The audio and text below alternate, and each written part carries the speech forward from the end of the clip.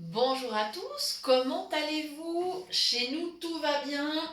Bienvenue sur notre chaîne Cuisine Pratique pour les non-voyants pour une nouvelle recette. Aujourd'hui, on va faire un délice de porc au caramel et petits raisins. C'est tout un programme, mais ça n'est pas compliqué contrairement aux apparences. On a juste eu envie de donner un joli nom à ce plat. Voilà. Alors, il nous faudra du filet de cou de porc. J'en ai pris 600 grammes. Il nous faudra de l'huile pour faire revenir la viande, du sucre, 3 cuillères à soupe pour le caramel. Il nous faut de la sauce de soja, des baies de poivre et des petits raisins secs, environ 2 poignées, que l'on met macérer dans un petit peu de vin blanc. Voilà, simplement, voilà les ingrédients dont j'ai besoin. Nous servirons ce plat avec un riz blanc. Voilà, et là je suis en train de couper ma viande. Donc j'ai été chez mon boucher ce matin.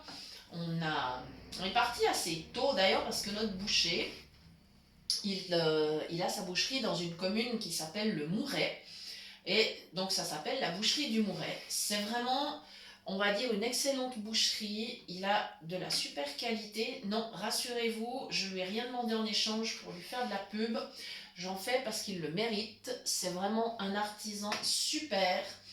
Et surtout, alors bien sûr, on fait 30 km pour y aller. Vous allez me dire, mais 30 km pour aller à la boucherie, c'est n'importe quoi. Mais non, simplement parce qu'en fait, il a des produits sans gluten, c'est-à-dire que tout ce qu'il prépare lui-même, les saucisses, saucissons, tout ça, c'est du sans gluten.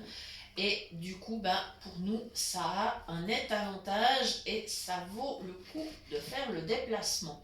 Alors, inutile de vous dire qu'on n'y va pas tous les jours. Quand on y va, on fait une petite réserve et on lui demande soit de mettre sous vide, soit on congèle.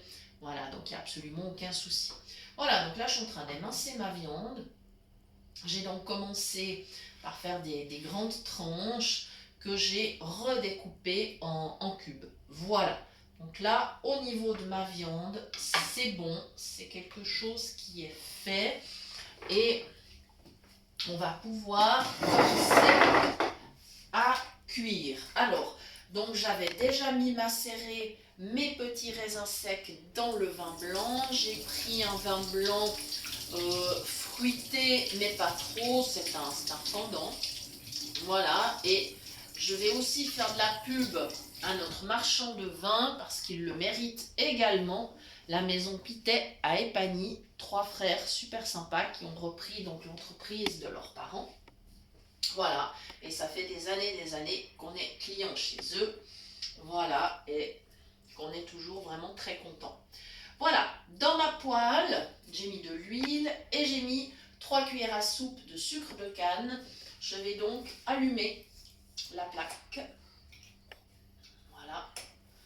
Et le but, c'est de commencer à laisser fondre mon caramel. Donc cette recette, elle est inspirée du porc au caramel que l'on peut manger dans les pays asiatiques. Entre autres, que je ne me trompe pas, au Cambodge. C'est une spécialité cambodgienne. Voilà, que l'on retrouve d'ailleurs dans divers pays asiatiques. Et puis, en fait, là, c'est l'inspiration qui m'a donné l'idée de la modifier, de la revisiter, c'est-à-dire de donner des petits goûts à l'européenne. Voilà, moi j'aime bien quand on fait des ponts comme ça entre l'Europe et d'autres continents. Voilà, tout simplement. Donc là, je laisse gentiment chauffer. Alors, je vais devoir être prudente, le caramel ne doit pas brûler, sans quoi la viande serait très très amère et ça serait pas du tout l'objectif. Mais alors vraiment pas du tout. Voilà, donc je laisse bien chauffer. Alors, pour vérifier, je positionne ma main au-dessus de la poêle, mais évidemment à bonne hauteur, histoire de ne pas prendre le moindre risque. Donc Comme ça, je vais me rendre compte quand ça va être vraiment chaud et quand je pourrai mettre ma viande. J'aurai pas besoin d'attendre que le caramel soit vraiment du caramel pour mettre la viande, étant donné que je vais la faire revenir. Ça va automatiquement caraméliser. Donc là, ça chauffe, c'est bien. Je vais m'équiper avec ma spatule pour... Voilà, super. Ouais, ça commence déjà. Je répartis mon sucre, ce qui va me faciliter la vie pour ma viande. Comme ça, le sucre sera un peu partout. Et quand je pourrai tourner mes morceaux de viande, et ben, du coup, ils seront enrobés avec le caramel. Voilà. Voilà, donc je le répartis bien. Comme ceci. Voilà. Super. Je vais pas attendre trop. Je vais aller chercher ma viande. Voilà. Tip top. Avant que ça soit trop chaud, c'est aussi beaucoup plus facile de mettre dans la casserole avant que ça ne soit trop chaud. D'ailleurs, vous entendez? Ça commence tout de suite à rissoler. Voilà, ça va être super. Moi, je vous le dis, on va se régaler là. On va se régaler à midi. Et si ça se trouve, on en aura même pour 2 jours. Voilà. Ça y est, j'ai mis toute la viande. Et le grésillement que vous entendez, eh bien, c'est le caramel qui est en train de se faire avec la viande qui est en train de rissoler. Voilà. Alors là, on va devoir quand même avoir quelques réflexes. Voilà. Histoire déjà de répartir la viande. Et là, je vais baisser bien évidemment la plaque, hein, parce que on ne veut pas que ça brûle. Voilà. C'est bien parti, mais alors vraiment bien. Voilà, super. Je me méfie quand même de ne pas avoir des projections d'huile. Voilà. Mais ça se passe très bien. Ça ne colle pas. Ça se passe super bien. Voilà. Je garde une main sur le bord de la casserole pour être sûr qu'elle ne se déplace pas, qu'elle ne bouge pas, qu'elle reste bien sur le feu. Voilà. Et avec ma spatule, je tourne mes morceaux. Voilà. Je suis prudente, c'est indispensable. Hein. J'ai pris bien sûr une poêle à bord haut, comme toujours. Ça, j'ai pas de risque de renverser mes morceaux à côté.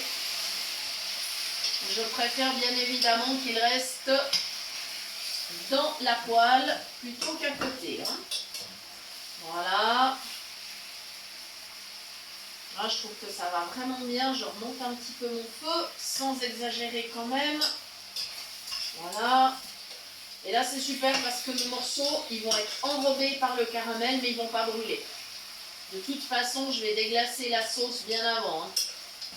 Je ne vais pas attendre que ça brûle. Voilà, donc on fait quand même attention parce que le caramel, c'est chaud.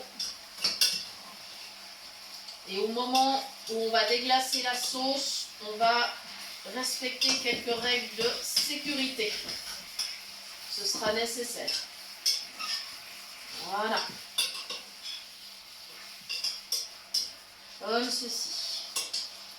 Pendant que ça continue à revenir dans la poêle, je vais pouvoir mettre de la sauce de soja. Je ne vais pas exagérer. Du coup, je ne sale pas. Hein. C'est pas nécessaire. Alors là, bon, j'ai le fin fond d'une bouteille. Voilà, celle-là, elle est vide. Mais j'en ai une autre sous la main. J'avais anticipé. Voilà. Et là, à l'oreille, je vais écouter.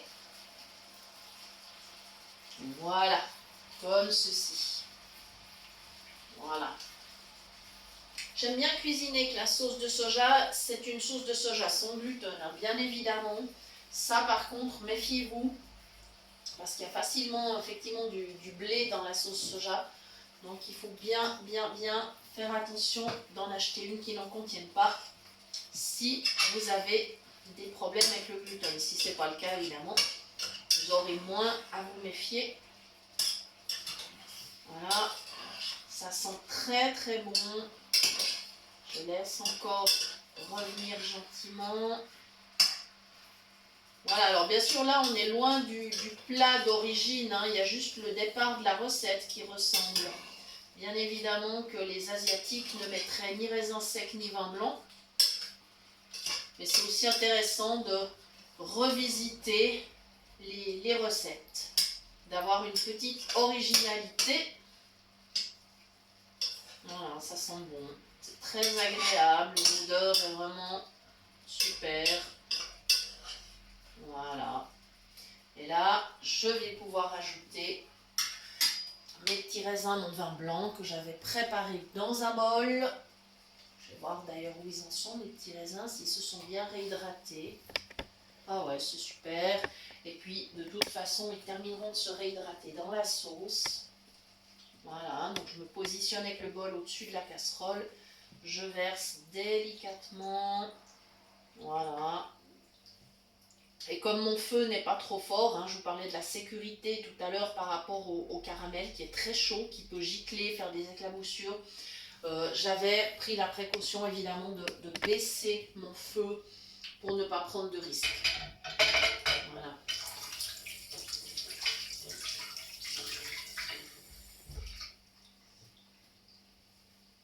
Voilà. Et bien évidemment, je reviens mélanger.